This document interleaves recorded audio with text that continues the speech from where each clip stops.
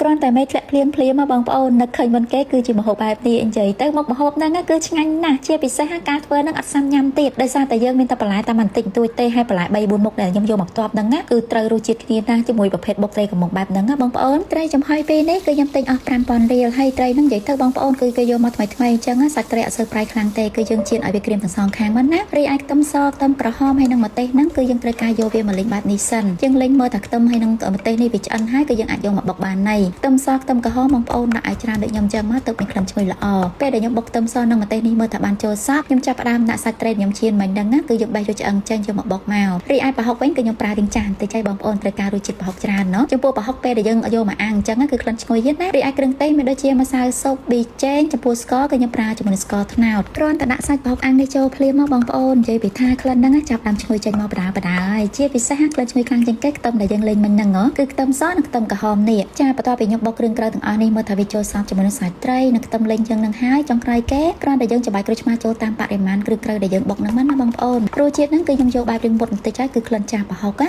រសជាតិបែបរៀងជូរប្រៃផ្អែមតិចៗទេចំណែករឿងលក់វិញគឺមានតែ4មុខឯដែលខ្ញុំញ៉ាំផ្ទាប់ជាមួយនឹងណាស្អំអាណងហើយនិងតកួននេះគឺជាបន្លែឆ្អិនរីឯបន្លែឆៅវិញគឺមានតែ1មុខទេគឺជាតសក់នឹងឯងបងប្អូននិយាយទៅចំពោះបន្លែឆ្អិន3មុខហ្នឹងគឺញ៉ាំឆ្ងាញ់ណាស់ជាប្រភេទបុកអញ្ចឹងចំណែកអាណងវិញបងប្អូននៅទិញមករៀងខ្ចីៗយើងមិនចាំចិត្តសបកវាចេញទេអាណងខ្ចីអញ្ចឹងយើងស្ងោរទាំងសបកយកមកចុចធ្វើលក់គឺឆ្ងាញ់ណាស់គឺវាមានជាតិទឹកនៅក្នុងហ្នឹងផ្អែមណាចំណែកតកួនហ្នឹងក៏ស្រួយដូចគ្នាបងប្អូនខ្ញុំប្រើជាមួយនឹងតកួនស្រួយយកមកស្រស់ចាប់ចុចចលក់ទៅអូយបងប្អូននិយាយមែនថាមុខម្ហូបហ្នឹងដាំបាយពីកំប៉ុងអីតិចថាសល់គឺថាមិនសល់ទេប៉ះមេខែនេះរៀងភ្លៀងត្រជាក់ទៀតញ៉ាំតាមមួយផ្លេតអស់បាយអត់ដឹងខ្លួននេះណានិយាយទៅមុខម្ហូបមួយពេលនេះខ្ញុំចំណាយលុយអស់តាម10000រៀលតាបងប្អូនត្រីចំហុយ 5,000 អាណងតសក់តកួនអីនេះទិញ 1,000 ដូចគ្នាចំណែកស្អំគឺទិញអស់ 2,000 សរុបទៅអស់ 10000 រៀលបានមុខម្ហូបឡើងឆ្ងាញ់សាបមាត់សាបក៏អត់សូវស្រឡះខ្លួនអីបងប្អូនស្ងោរតែជ្រក់ឆ្អឹងជំនីម្ទេសខៀវនេះតែមួយចាននឹងហត់ទៅធានាឲ្យថាបាច់ញើកចាយឲ្យស្រួលខ្លួនទៀតរសជាតិបែបរៀងជូរជូរហិលតិចផងគួបផ្សំនឹងសាច់ឆ្អឹងជំនីរៀងផយយកបងប្អូនគឺញ៉ាំទៅឆ្ងាញ់ចំពោះការធ្វើរបស់ខ្ញុំជាដំបូងគេគ្រាន់តែយើងដាក់ដាំទឹកឲ្យពុះហើយចាប់ផ្ដើមដាក់ឆ្អឹងជំនីចូលរីឯគ្រឿងទេសមានដូចជាទឹកត្រីម្សៅស៊ុបអំបិលប៊ីចេងហើយស្ករបន្តិចរសជាតិគឺយើងកុំឲ្យយកផ្អែមជាប្រភេទស្ងោរជ្រក់អញ្ចឹងរីឯសាច់វិញក៏ខ្ញុំរងាស់វារៀងជូរដែរបងប្អូនដើម្បីឲ្យសាច់ឆ្អឹងជំនីកាលណាយើងរងាស់វាកាន់តែផុយ